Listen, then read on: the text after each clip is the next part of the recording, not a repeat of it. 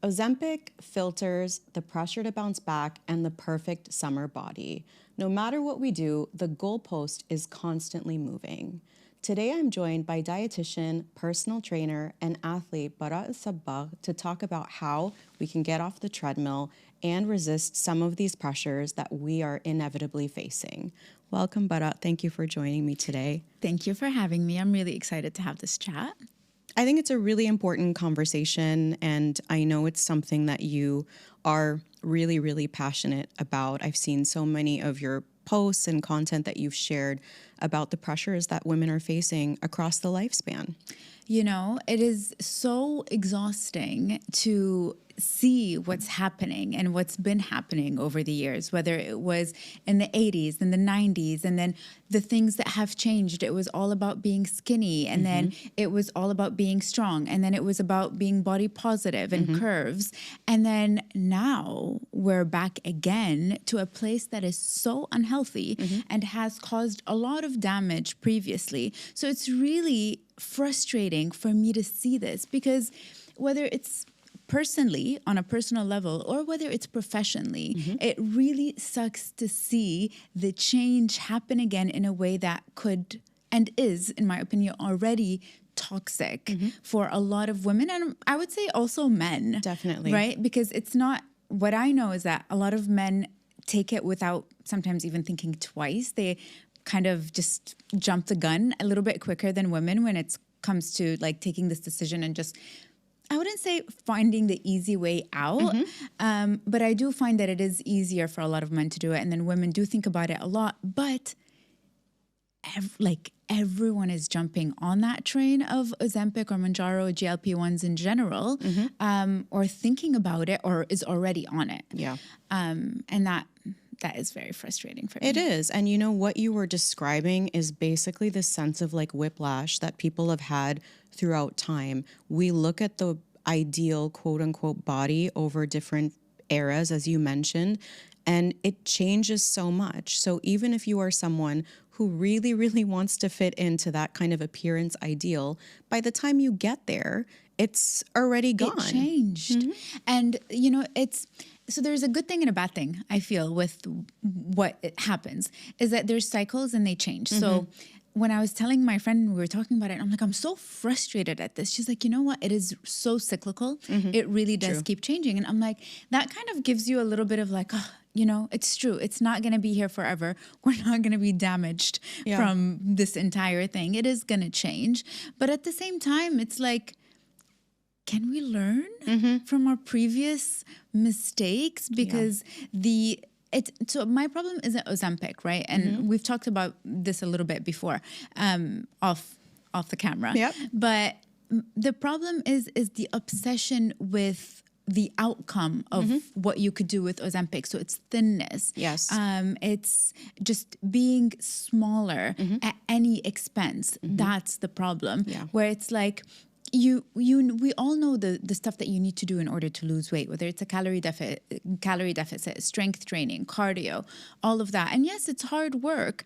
And you just find that people are so frustrated with having to figure out what it really takes for them to break through, that once they're seeing that there's GLP-1s and they're helping a lot of people, and it's not even a shortcut. It's like, it is a little bit of a shortcut into weight loss. It ends up being a no-brainer for a lot of people to go into it. But there are so many problems that come with that. No. And I mean, I think it's important for us to spend some time talking about Ozempic and the other GLP-1s.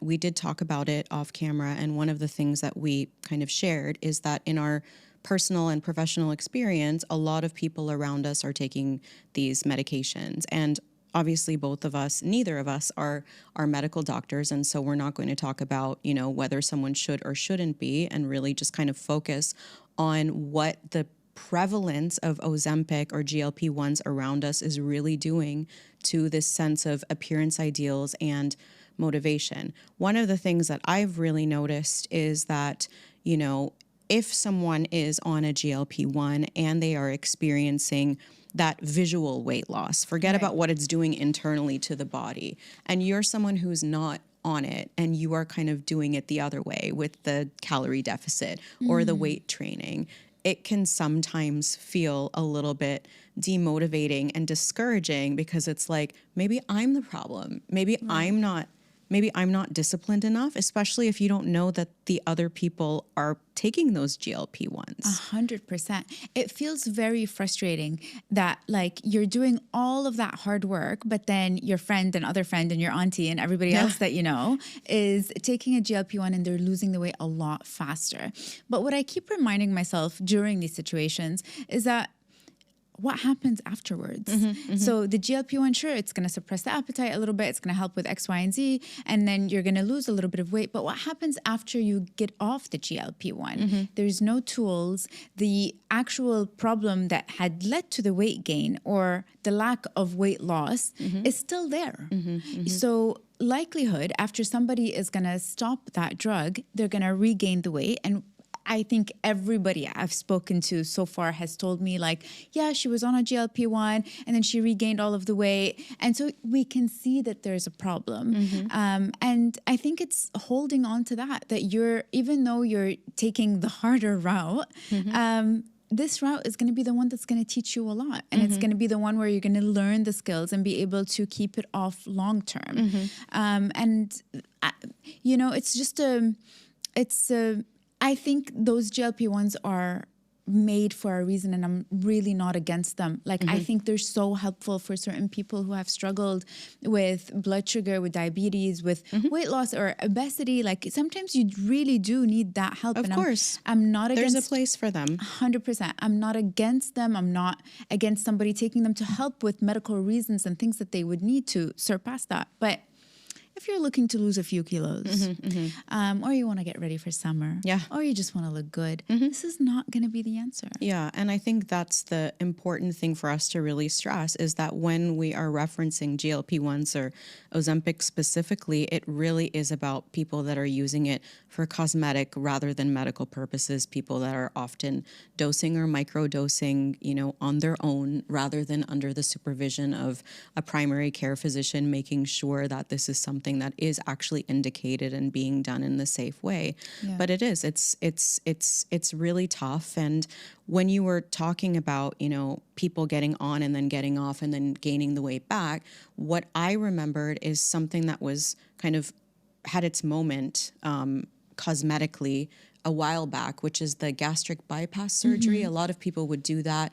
They would lose a ton of weight and then, you know, if their habits didn't necessarily change, they might not gain it all back, but they would often gain back quite a bit of it. But what I always found really interesting about people post that surgery is that their identity and their personal relationships as well would often change. How because so? You look at yourself in the mirror and whether we like it or not, you know, our physical appearance is one of the ways we show up in the world. It's often the first thing that people judge us on. And if we go from being something that is not quite the quote appearance ideal to something that is more in line with that, that's going to affect how people respond to you. And also sometimes it affects how you feel about yourself. And if you were partnered maybe with somebody who also was struggling with weight and they didn't do that surgery, then sometimes also there is this disconnect between I'm here, I'm showing up in the world this way, you're here, you're still showing up this way, and it just would create some interpersonal tension.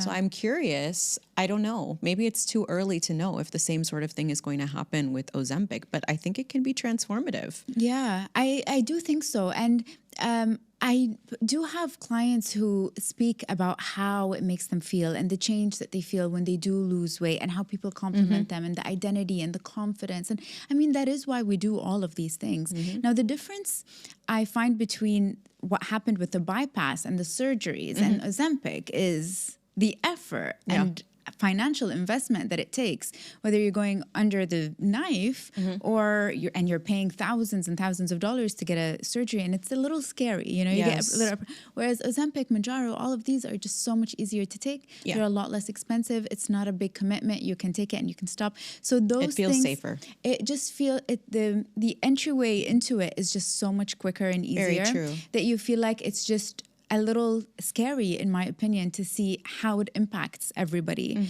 And my anger towards it really comes from seeing the change in bodies everywhere. Yeah. You know, and you go out and it's like there's this thinness, and even online you see it's like everybody, there is a set point that everybody has, right? That you're used to people seeing them in a certain way. They're healthy or you're just used to it.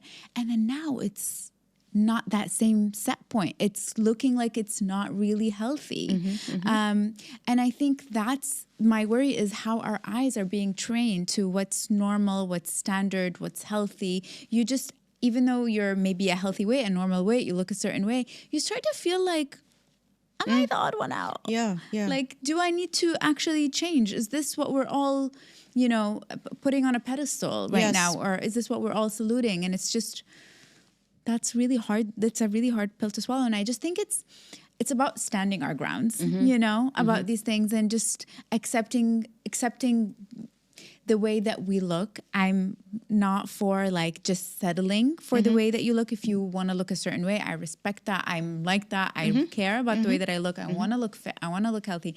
I want to look sexy, right?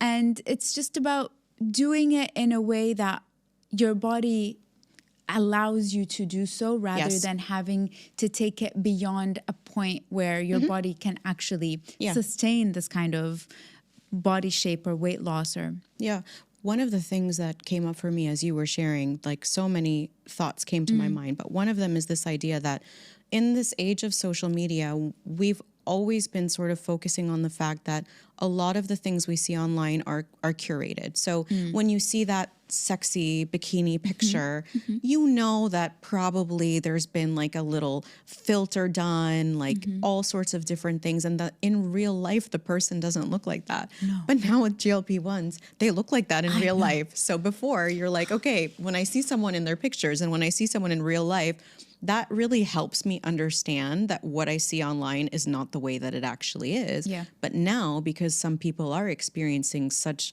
rapid, extreme weight loss, often beyond their set point, which is like the metabolic level of what all of us have that, right? Like it's what our normal weight is when we're eating and doing everything comfortably. Right. And then you see everybody around you suddenly is actually tiny. Shrinking. That is, going to hit. Sarah, I really think it's a problem. What we see online. I love the online world. I consume a lot of content. I love content. I love how it connects us. But there's a really big problem with our perception on what we see online, right? So even me, as an example, I post pictures of me in a sports bra and shorts. I post a bikini photo every now and then when I'm feeling really good. But am I feeling that good all the time? Am I looking that good all the time? No, I'm not. But I'm also I'm not your account that's gonna be like sharing all the normal stuff. Like I'm sharing inspirational things and when I feel my best. And that is what my account's about. But the truth is, and what I think a lot of people need to constantly remind themselves, is that that is not what I look like or anybody looks like from morning to night. That's one. Two, it's not what I look like from week to week. It's not what I look like from month to month. No. And that changes so much. And so in pursuit of just being more comfortable online and sometimes just not caring as much, I'll tell you a story. I shared a reel where I'm like, I'm just gonna shoot it. I'm about to get my period, but it's fine. I need to shoot my content. I need to put this out online. And so I did. I shot it in my pajamas, as part of my, sulking in. And then somebody messages me like, oh, but yeah, you know where this is going. Are you pregnant? Oh, God. And I'm like, what? Because I'm a little bloated? Am I pregnant? Like, do you know what that does to a person? It's really tough. And like, it's like, just just because someone is a little bit bloated, it does not mean they're pregnant or something's changing, or even if they gained a little bit of weight. This life is in seasons, days are in seasons sometimes. Yeah. And it's just this whole not accepting a bloat or not accepting that like you ate something and then you're just not like looking picture perfect all the time. Or God forbid you're wearing pajamas. I know, right? It's just so problematic. And sometimes you feel like we've surpassed certain things online. I don't know. I think it's in my head. No. I go like, okay, you know what? We're done with this era of perfect Instagram everything. And we've all had I feel like everybody's consumed the content of like, the person that comes to mind is Danae Mercer. You know, she showed you all the things of how you pose and how you look and the belly bloat. Khalas, we know. You know what I mean? We know that we're not supposed to look like that all the time. So why not just allow people to look a certain way without commenting? Are you pregnant? Just because it makes, no matter who you are as a person, I feel like it makes you think, oh, did I gain weight? Oh, am I looking a certain way? Oh, do I not look good? Like, you know what I mean? I know. Because you don't feel your best when you're pregnant. I've been pregnant and, you know. No, and also even just in terms of like aesthetically, all of my friends that I've spoken with, in the early days, that's also when you often feel and you feel you look the worst because you don't quite look pregnant. You just don't really look or feel like yourself. And you're getting used to all of the things that are happening biologically, psychologically, and all of that. I strongly believe that people really shouldn't ask anyone if they're pregnant unless it's just beyond obvious. Yeah. Because, like you said, it can activate a lot of things. It can be really triggering for people. And I think, you know, as much as maybe you sometimes look at yourself and don't love exactly what you see, like there's an awareness and a confidence there that some people might not have. But also there's the other piece where sometimes someone really desperately wants to be pregnant and they can't. And there's like that fertility element. And I think people underestimate how painful that question can be.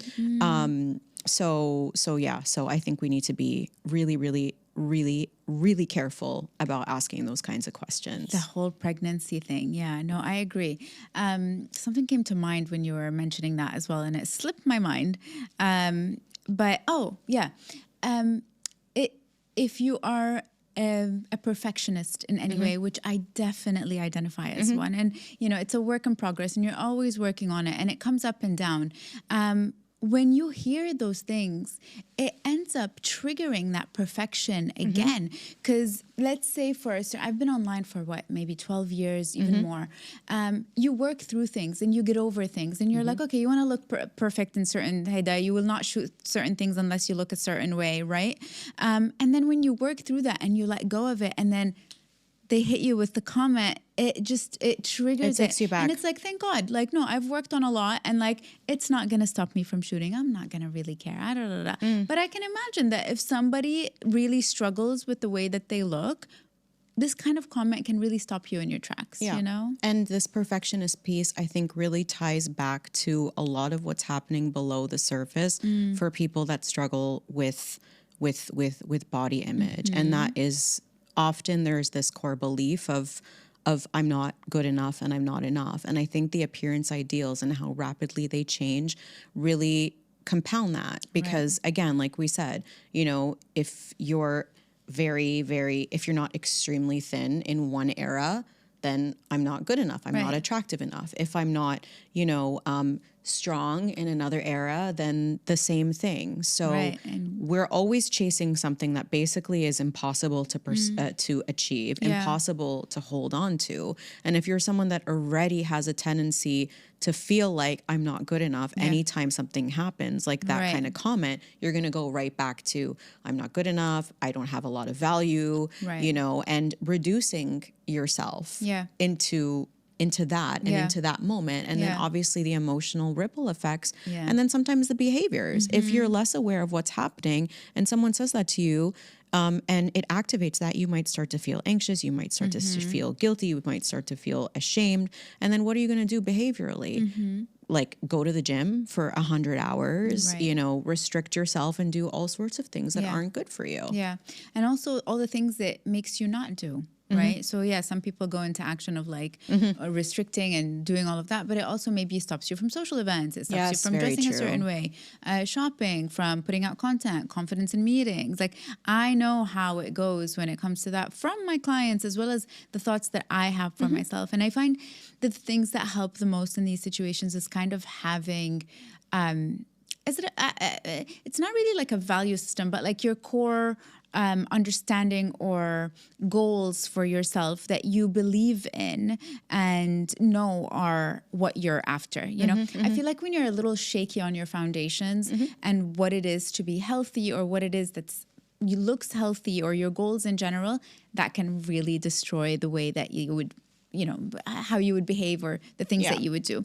But like, I think what's super helpful is just like, what is health? You know, being healthy inside and out. So all your chronic, there's no chronic diseases, your blood levels are all healthy, all good. You feel strong in your body, you feel capable, you feel confident. So having these things just as your foundations, or they could look whatever, like they can look in any way that you want to set out for yourself, helps you a little bit feel more grounded, or like reassured. When you're hit with these and I things. think also there's like this element of just like a general or a global self-confidence. And I think that's something that also we do overall tend to have more of as we get older. Right. So for me, on my social media, like my For You page and all the different reels and things that come my way, there are so many of them that are like impacting me right now.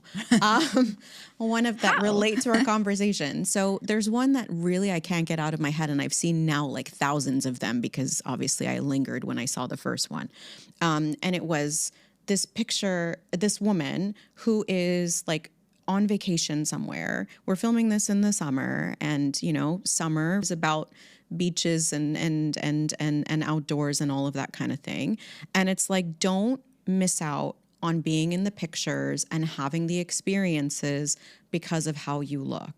And I think that's so important and powerful, because a lot of people, when they're younger, when they're less confident, might say, you know what, I'll take the photo. I don't want to be in the photo. Or, you know, cover themselves in such a way because the memory that they think is going to be deeply ingrained in everyone is how they looked, rather than on what that experience was, on the social connection, on whatever adventure or fun or joy was there. So I think that that's something that is really important. And then I think the other kind of thing that I've seen, it's less relevant for me now at my age and family life cycle, but all of the content around the bouncing back. And I know you've posted quite a bit about what that experience was like for you, becoming a mom, and you know, it takes time. a lot. It takes a lot of time, and you find that people are speeding through it or rushing through it. And the problem is, I think that a lot of people see other women like who are fitness experts, or it's their entire job, or it's their entire identity to look a certain way, or they have an unhealthy relationship with just their bodies in general, and they're just, that's all that they're focusing on. And so with the online world, that's what you end up seeing, and it ends up triggering a lot of women into like bouncing back. But it's not just that. I think it also comes from culture. I can hear, like, as I'm saying this, like I can hear the sounds of like Lebanese people, just because I'm Lebanese, right? Saying like, you know, she still has her weight. But she still didn't lose the weight. 6 months postpartum. Look at her. You know what I mean? And so it's based on, I think, culture and that noise of like, oh, she's letting herself go, or look, she's not losing the weight, or like, you know, you laugh, like they're kind of, I don't know, mocking it in a way. Yeah. But at the same time, you have the pressure of what you see online and just striving for something that isn't really healthy, when it's supposed to be such it's like such an intimate time, a vulnerable time for moms postpartum to really take their time in getting there. And I feel like it takes at least a year. Yeah, it is a really difficult time. I think there's a lot of noise. There is cultural noise. There's also just global, shaped in part by, as you were saying, social media and like history and all Yeah. of that kind of thing. But the other thing, especially for us when we become mothers for the first time, it is one of the, if not the most transformative experience. Right. And it's very beautiful and all of that. But at the same time, there is this part of, you know, I'm a mom now. Right. But where am I? Right? Where am Identity. I as me? Where am I as a partner? Where am I as a professional? Where am I as all of these things? Because everything rightfully gets eclipsed by your motherhood. And so Right. there's so much going on identity-wise, cognitively, emotionally, relationally, and then having that on top of Added all of that, pressure. and you're sleep deprived. Yeah, exactly. And the thing is, it's like with me postpartum, I just felt like the reminder that really helped me throughout was I'll get there. Yes. You know, I just kept telling myself, I'll get there. No rush. I know I'll figure it out as I go. Also, it's like you have all these women that have done it before you that we could Yes. also learn from and see that like, oh my God, eventually she Yeah. became a normal human being who's doing all the things that I want to do or used to do, for example. Yes. And it's just about like taking it easy. It is such a difficult time. So just soak it in, take it in, and do the baby steps. And I feel like that's just the best way to do it, because overwhelming yourself with all this insane pressure of looking a certain way and doing all of these things is a lot. And honestly, all habit books, all books that you're going to read about anything related to health, well-being, and just reaching a certain goal is just going to be small, tiny habits. So it's just about, go on a stroller, take the walk, do all of these things, like move a little bit, do a class, do that. But it shouldn't be consuming us, and there shouldn't be the added pressure, whether it's from yourself or other people, to look a certain way postpartum. Yeah. And you know, about like the whole bouncing back thing, like I think truly it's not about bouncing back. I really think it's about like bouncing forward. You know, I think there's like a new level that's unlocked after motherhood. You just feel so much stronger, so much more capable. There's this entire insane experience that you just went through. And then it's not about being that previous version of yourself. It's about unlocking this like stronger, amazing version that is like being built after something that is so huge. Yeah. Like that just transformative that just happened. Yeah, no, I completely agree. And I think people really underestimate the value of this whole idea of small things often. And one of the things that we see in our work sort of in general when it comes to behavior change, and it can definitely be applied to becoming healthier, whether that's like sleeping better, exercising more or differently, changing your diet. People have a black and white idea. Like, I need to, quote unquote, bounce back. So what I'm going to do is I'm going to go to the gym. I'm going to do this. I'm going to do that. I'm going to do that. If I don't do all of those things, that means I've failed. Also, if I can't do all of those things today because I've got time restrictions, I've got energy restrictions, I just won't do anything. And then tomorrow will be a different day. But it's like, just do something. You, especially when it comes to movement, I don't think anyone, unless maybe they got injured, has ever regretted moving ever. Yeah. Like you always feel better afterwards. Yeah.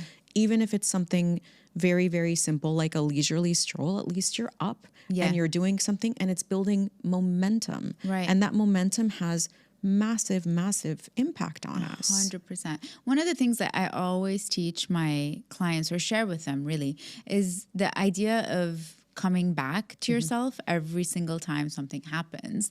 And part of it is also like plan B.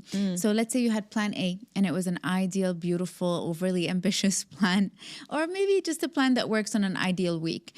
I rarely have ideal weeks, Sarah. I have 1 out of 4 like weeks it's really good, or sometimes 1 out of 6 or 1 out of 8, because life is just always changing, moving. There's always something that's going on. And so it's rarely perfect. And it's rarely really going to work in that way where plan A is going to happen from A to Z. Rather, I always have like a plan B. Okay, today was not great. So let me see what else what could I do instead? Yes. How can I scale it down? And I find that just helps me connect that identity with myself, that I'm always doing something for myself, taking care of myself. I'm still striving towards that goal. Maybe I'm taking a smaller step towards it, but it's still a step towards it. And the small steps, I'm such a huge believer that it is those small steps that are going to get you to that big goal, no matter what, whether it's going to take 6 months or it's going to take a year, or it's going to take 4 years. If you stick with it, I'm like the queen of consistency. If you stick with it, you're gonna get there. Like it is like in my core. Exactly. And so that's why I think it's so important to just always know that it doesn't have to be start over. It doesn't have to be all or nothing. You don't have to check off that entire to-do list in order for you to reach that goal. You just have to keep going in smaller steps in order to get there. Exactly. I think that's so, so important. And when we are setting our goal or even our plan A, one of the things that's helpful to do is to think about what is kind of sustainable, because a lot of times, especially if you are perfectionistic, as many of us are, the tendency is to strive for something and 100%. Set yourself up for failure. So this might be my ideal. What is kind of a reasonable thing? What is realistic? And then, like you, taking into consideration, where do I have pockets of time and where do I have energy? And knowing, for example, that today might be a write-off for this thing that I wanted to accomplish, but I can do this version of it instead. And then maybe tomorrow I have a little bit more breathing room and I can make up for it. Exactly. I think it's important, but it is definitely easier said than done. It is easier said than done. And it's just like with anything, it's like, just trying it with one thing, and it doesn't have to be so grand. So it can also be when it comes like to food, and just making choices. All right, you wanted to make your dinner tonight. You couldn't make your dinner. Something happened. You fell asleep while you're putting your son to sleep or whatever. I'm going to order food. You can order from a healthier option than, for example, the previous takeout that you used to have, whether it's Thai or whatever.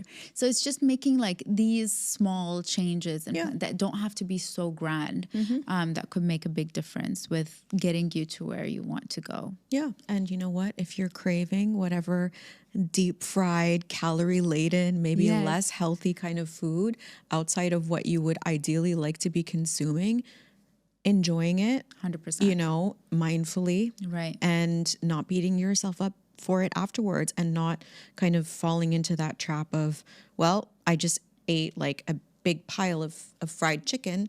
Time for me to order my cookies and my ice cream too, unless you want them. That's a different story. Yeah, but I mean, like, also, sometimes when it's like that deep fried chicken and then followed with the cookies and the ice cream, like maybe we need to look into what's happening, because I feel like sometimes this could be an emotional reaction to something, right? Or a stressful, like you went through something really stressful and like you're really letting out your emotions, or I don't know, dealing with it or coping with it through food. And I do believe that food does give us joy, and it does give, we do need it also for our emotions to a certain degree. It just has to be a little contained. Right? Because there are certain things that you can cross where it can be a little problematic. And then that's when people like end up hating what they're doing. And then there's that entire cycle, right? But I do believe that like, you should have the things that you're craving. And I often find that when I do go for the thing that I'm craving, I feel happier. I feel a lot more satisfied, and I'm ready for whatever it is that I've planned for the week as well. You know, you're like, I've had it. I'm okay. I can. Yeah. But I think what you're describing is being really aware of what you want, and then having it, and then mindfully kind of consuming it. And I think this mindful eating thing is something that we're not, as a society, globally very good at. A lot of us have meals on the go. You're not really thinking, you're just trying to fuel, and you're not really enjoying. You could be eating anything, actually. True. So for you to know, I'm craving this, to sit down and enjoy it, and then when you realize I'm not really enjoying it anymore, I don't need any more, to stop, then afterwards you can walk away from that and be like, yeah, I listened to myself. I gave myself what I wanted. And I sort of stayed in control. But I think for a lot of people, it's just like, okay, I feel like this because I feel pretty shitty today, pardon my French. And I'm going to get this thing. And then, well, I've already eaten that. So I might as well eat this thing. And then I might as well eat that thing because tomorrow all I'm going to eat is like salad and water. Right. And then you keep going and you keep going. And then the next day you wake up and you feel terrible because it's like, you know, I lost control and I didn't even feel less stressed from that. No. And I always reference, there are a couple of like studies that have been done, psychological studies. And actually, I think both of them have to do with cookies. I mean, cookies are awesome. Cookies are really awesome. They can solve a lot of problems. They can. So one of the studies had to do with willpower. And I think one of the things people don't always understand is that willpower is a finite resource, right? So also when you end up in this state of just like perpetual restriction, it's not sustainable. Right. So one day your willpower is going to erode, and rather than having that mindful whatever it is that floats your boat, you have like huge something and then you feel terrible because you're back to square one or even worse than that. Yeah. And then the other study was I've talked about this before. It had to do with NASA astronauts and they wanted to see, does eating your favorite stress comfort food make you feel less stressed? And so before these astronauts were like deployed or whatever, they asked them like, what are your favorite foods that you eat when you're feeling overwhelmed? Yeah. And I mean, you can guess like fried chicken, cookies, like all of these things. Nobody picks anything like chicken, like grilled chicken and salad. Exactly. Like no, it was all like very calorie laden, and all of that. So then I think they were like monitoring their stress levels up in space and all of that kind of stuff. And then they would give them that and they would measure, you know, how they were feeling before, during, and after. And what they found definitively is it never made them feel any better. And so there also is this misconception that if I'm feeling bad, that gigantic tub of Ben and Jerry's is going to make me feel better. No. But it doesn't. No. Especially when it's uncontrolled and not eaten mindfully. 100%. The thing is with restriction and dieting and all of that, like it's true to lose weight. I'm not going to lie. You have to restrict, right? Yeah. Because it's a scientific mathematical equation of how to lose weight. So you do have to go on a calorie deficit in order to do so. And so that does come with a little bit of restriction. So I think one is mentally accepting that there is a little bit of change, and change is hard. Otherwise, we would all be able to do it.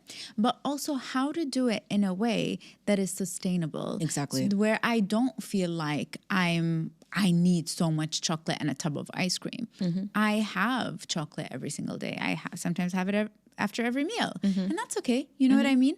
And it's about just finding a place for everything and understanding what it does for you.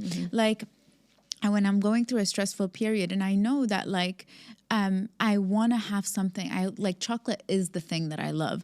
And so I have a piece of chocolate or a tablespoon or 2 tablespoons of like Nutella, for example. Okay. I know, right? Generally it's a tablespoon, and then I enjoy it. I mindfully eat it, and I'm like, hit the spot. Yeah. I am good, you know, but I limit it and I leave it at that because I know that it's not going to take me to the place that is going to solve my actual problem. You know, my actual problem, what it needs is journaling, talking to a therapist, talking to my husband, telling my sister, talking to a friend, that's what it needs. It needs dissecting and solving.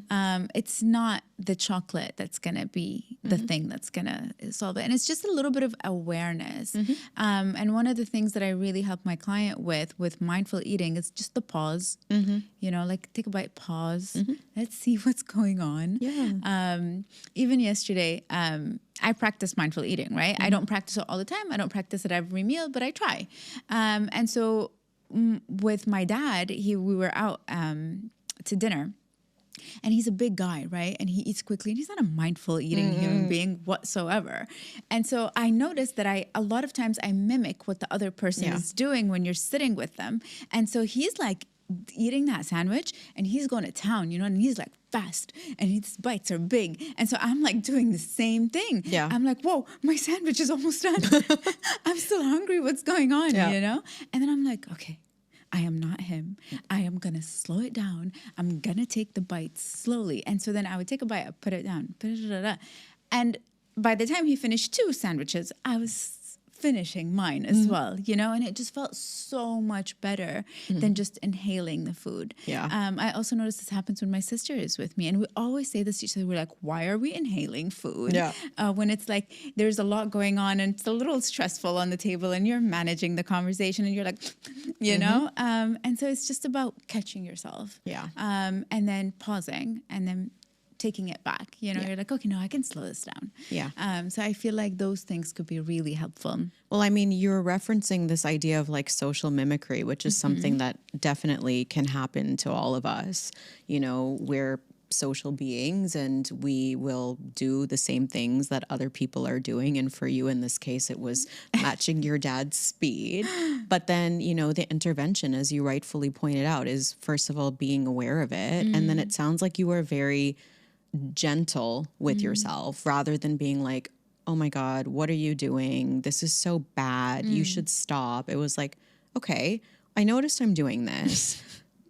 Don't really need to. Yeah. Like, let's recalibrate and let's like lean into and enjoy. Yeah. And you walked away from that rather than being someone replaying the experience and being like, what was wrong with me? Why did I do that for the first half of my sandwich? It's like, had dinner with dad. Oh, yeah. Dad eats fast. I don't. I was able to slow it down when I needed to. Exactly. And that takes practice, you know. It does. It really takes a lot of time and effort to like notice that like that is my behavior around this person. Yeah. And that is what I do in these different situations. And how can I like take it back to the place where I want to take it to, like your goal, your standard. So I do find that that's helpful. I think that there's also an element of efficiency. So anybody that knows me, including your sister, who I've shared many meals with, I eat really fast too. Do you? Like I could probably give your dad a run for his money. And I feel like what it is I'm just always wanting to accomplish something. As silly as that sounds. Like the food's there. It's like I just get it done. Get it done. Efficient, just Sarah. like not the way to kind of do it. And so it, you know, sometimes I'm like, this is not a race. Yeah. This is not a competitive sport. just calm down and relax. But part of it is just personality driven, you know? And I like, as you're saying that, I like think of us like when we have different personalities and different personas and just like checking one in and checking one out during certain sessions. So it's like, I know in therapy we do this a lot where it's like you give this part of you a name and you're like, whether you don't like that person per version of you and you want to tell her to like back off. So it's kind of like telling efficient Sarah, like, this is not your place. Yeah. You're not welcome at this lunch table. Exactly. You know what? Like, let you go back to the computer and the desk, which is where you belong. Yeah. And here, let's get someone that's like more slow and relaxed. Yeah. I find that to be so helpful to like check in with our different personalities and then just slow it down. I was also watching a reel of like this person just rushing through everything because that is what our day-to-day looks like. It's just rush, rush, rush. We're always late. We're always trying to do something quicker. The day is so quick. You want to do more. You want to achieve more. And then it's like, slow it down. We can slow it down. I have the power to put on my makeup a little bit slower. Yeah. You know, not I know. You don't win an award for being fast. Yeah. And those are again, this is like one of the things that I feel like I've been trying to lean into kind of at this phase of my life, which is really health is our ultimate luxury, but so is time and enjoying the simple things, whether that is that mindful bite of whatever it is that you love, that conversation with someone that's important to you, that leisurely stroll somewhere beautiful, like that walking around the mall and people watching. It's important that we slow down, but it's very difficult because life is really fast paced. And a lot of us, again, have that desire to just always be doing more. And so we've talked about throughout this conversation, directly and indirectly, challenging and rewiring some of those thoughts. If you're driven by, I need to be doing more all the time, a lot of times that comes from this like core belief, if we go with a CBT framework, of not being good enough. Right. And so slowly starting to unravel that and understand that you have so much more value than the things that you're accomplishing in your day, 100%. and that you can get joy from things that are not on a to-do list. Yep. I think is really important. It's so important. And it really allows you to just really take it all in, you know, rather than just performing. Because that's exhausting, and it really takes the joy out of everything. Yeah. And then it also doesn't allow you to be, I feel like, consistent with certain things, you know, because it's like you're not enjoying it. And if people are tuned in to that lack of joy, it's like they end up losing that enthusiasm towards doing stuff. So really, it's about like doing that check-in with yourself and seeing how you're going about everything. Yeah. And I think that, you know, at the root of, you know, you defined what health is and what people can kind of strive towards, and that it's not necessarily the way that you look, but it's how your body is operating, and then also feeling good in your own skin. And then as you get older, feeling stronger, because those are like the indicators of good quality of life and also longevity. But we all need to kind of take stock of where we're at on an individual level. So what's going on for us? What are our goals? What are our own health predispositions? It's important, I think, for all of us to have like a good relationship with a doctor for a long time. Yeah. I talked with Dr. Rasmi about this a couple episodes ago on longevity. So someone who knows us and has that medical background, but then also understanding what makes us tick. So that while we're pursuing our goals of being healthier, whether that's through the route of changing the way we sleep, exercising, eating well, our social interactions and all of that, we're doing it in a way that makes sense for us and is sustainable for us. I do think that the concept of individuality is kind of lost. And then a lot of times people are trying to achieve somebody else's goal, Yes. or what somebody else sets out for you, or the standard, whether it's society or culture or what you heard online or from that TikTok or whatever. And I really think it's about I think freedom comes from really finding your own goals and your own standards and the things that make you feel good and align with your values and what it is that you want to portray, whether it's for yourself or your kids or the people around you. I really find that that's where it is, rather than just chasing something that is just going to exhaust you in the end. Yeah. And then the small steps, I think small steps often is really important. And then also being aware that we all evolve and we grow and we change. So what might work for you and what you might want in your 20s is not going to be the same as in your 30s. It's not going to be the same as in your 40s. And, you know, 40-year-old me might look at certain aspects of my life and be like, wow, I would have hated that in my 30s, but now, or definitely in my 20s, but now it's like, oh my God, I feel so good that I don't care about this thing anymore. I heard that about the 40s. Yeah. I was really scared. You know, I was really Yeah. scared about turning 40, Yeah. but so far it's been I feel like good. there's a freedom. Definitely. I feel like with the decades, with the 20s, and I'm in my 30s, I felt the shift. Yeah. And I felt the change. And I truly, from this, look forward to my 40s, because I feel like there's this I don't give up, you know, about anything, and not about anything, but really like you're a lot stronger with defining the things that you want for yourself, and you're a lot more confident in that. Like you said, with age that does come. Yeah. And it's understanding that, you know, about that whole bounce back thing, because naturally when a lot of these things happen, they happen in those different decades. And it's like, if you're trying to bounce back after pregnancy or after delivering, it's like you're trying to go back to a decade that is no longer yours. No, exactly. We've passed that time. We're now in a different one. So accepting what that looks like. And I think there is such a hard transition. There's a hard few years that you go through while you're going through that and understanding that there is that change that's happening from decade to decade. But I think eventually you sit in it and it feels so good. Yeah, it does. And I think that is content for another episode for sure. Thank you, Baraa. Thank you so much for your time and your insights. It was great to chat with you. Thank you so much for having me.